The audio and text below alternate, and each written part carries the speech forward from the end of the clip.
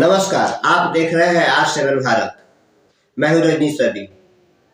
आप सभी जानते हैं कि लगातार इलेक्ट्रो बॉन्ड जो जारी करने का आदेश स्टेट बैंक को है, वह स्टेट बैंक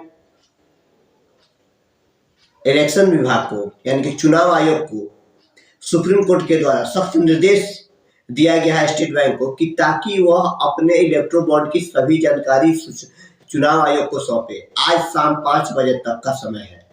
अगर आज 5 बजे तक के समय में जो कार्य अवधि का समय होता है, अगर इसमें वह इसकी पूरी जानकारी अगर चुनाव आयोग को नहीं देती है तो उस पर अवमानना का केस दर्ज हो सकता है। यह माना जाएगा कि वह सुप्रीम कोर्ट के आदेशों का उल्लंघन कर रही है।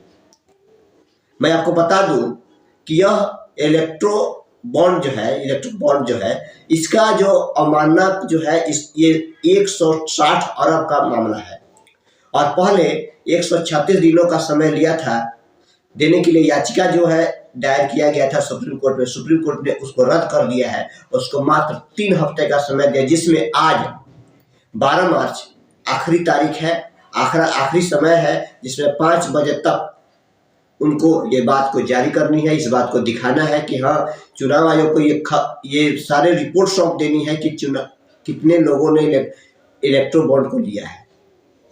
आपको मैं बता दूं, सारी टेलीकॉम कंपनियों ने भी कुछ इसमें हिस्सा लिया है, कुछ भाग लिया है, लेकिन इनका भी नाम आना बाकी है। आप सभी देशवासी जानते होंगे, लेकिन इनका नाम आना बाकी है। जैसे ही स्टेट बैंक चुनाव आयोग को ये सारी खबरें देगी, वैसे ही नाम भी उजागर हो सकता है, ऐसी संभावनाएं व्यक्त की जा रही है। आपको मैं बता दूं कि लगातार आप सभी दर्शक रील देखते हैं और रील को पूरे ध्यान से देखते हैं और रील को में देखी गई खबर आप कर सकते, लेकिन आप रील देखने के चक्कर में अपने देश में क्या घटना घटित हो रही है इसके बातों को आप देखना भूल जाते हैं। मैं आपसे अपील करना चाहूंगा कि आप जो है इस खबर को देखिए, ध्यानपूर्वक देखिए और पूरी खबर को देखिए, तभी आप जान पाएंगे कि इलेक्ट्रो बॉन्ड को लेकर के कितनी बड़ी घोटाला, 160 अरब का ये घोटाला का मामला है और ये कैसे सामने आ रही है। आप इस रिपोर्ट के माध्यम से देखें और जानें। और मैं एक बार फिर अपील करूंगा आपसे कि खबर को पूरा देखें। जब तक आप खबर को पूरा न देखेंगे, देश की घटनाओं के बारे में आपको सही रूप से जानकारी नहीं मिल पाएगी। यह चेयरमैन दिनेश कुमार खरा हैं, जिन्हें शायद स्टेट बैंक ऑफ इंडिया के इतिहास में पहली बार सेवा विस्तार मिला। इससे पहले प्रबंध निदेशक के पद पर 2 साल का सेवा विस्तार मिला था। उन्होंने भारत के सबसे बड़े बैंक के साथ क्या किया? चीफ जस्टिस ने पूछ दिया कि एसबीआई की याचिका पर असिस्टेंट जनरल मैनेजर का नाम क्यों है, जबकि ये एक गंभीर मामला है। इसके जवाब में वकील हरीश साल्वे ने कहा कि ऐसा इसलिए है क्योंकि ये काम उन्हीं का है। कहा तो चेयरमैन को आदेश के आते ही नेतृत्व संभालना चाहिए था, सबको लगाकर जानकारी जुटाने में लग जाना चाहिए था। यही वो शख्स हैं जो भारत के लोकतंत्र के भविष्य से जुड़ी सबसे बड़ी जानकारी के लिए 136 दिन मांग रहा था।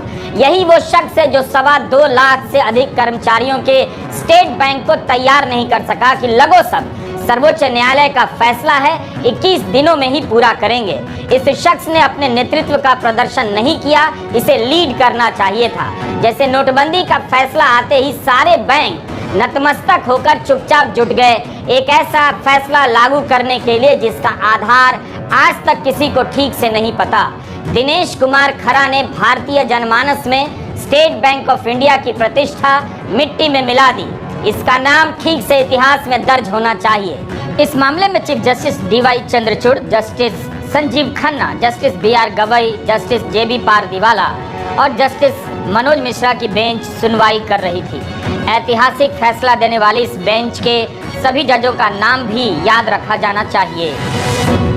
उन्होंने स्टेट बैंक ऑफ इंडिया के चेयरमैन को बोला है कि तुम इसका एफिडेविट फाइल करो कि तुमने ये अब आज का आदेश कंप्लाई किया कि नहीं किया। अभी हम कंटेम्प्ट एक्शन नहीं ले रहे हैं, लेकिन अगर बाद में भी नॉन कंप्लायंस हुआ तो हमको शायद लेना पड़ेगा। तो बहुत अच्छा और बहुत कड़क फैसला जो कि पिछला जो मेन जजमेंट था उसी के तहत आज कोर्ट ने दिया। So this judgment I think will go a long way in providing transparency for the political funding that is being done and the stopping the process of legalizing political corruption, which the BJP government had sought to legalize through these electoral bonds. So our contempt petition has not been considered now. I'm sure it will be considered if the State Bank of India does not comply with the latest order. So overall, this is to the advantage of greater transparency in terms